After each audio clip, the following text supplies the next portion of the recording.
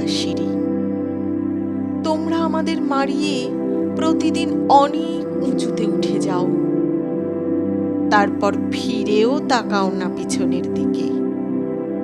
তোমাদের পদধূলি ধন্য আমাদের বুক। পদাঘাতে ক্ষত বিক্ষত হয়ে যায় প্রতিদিন। তোমরাও তা জানো, তাই কার্পেটে মুড়ে রাখতে চাও আমাদের বুকের ক্ষত, ঢেকে রাখতে চাও তোমাদের অত্যাচারের চিহ্নকে, আর চেপে রাখতে চাও পৃথিবীর কাছে তোমাদের গর্ভদত্ত অত্যাচারী পদধ্বনি। তবু আমরা জানি চিরকাল আর পৃথিবীর কাছে চাপা থাকবে না আমাদের দেহে তোমাদের এই পদাঘাত।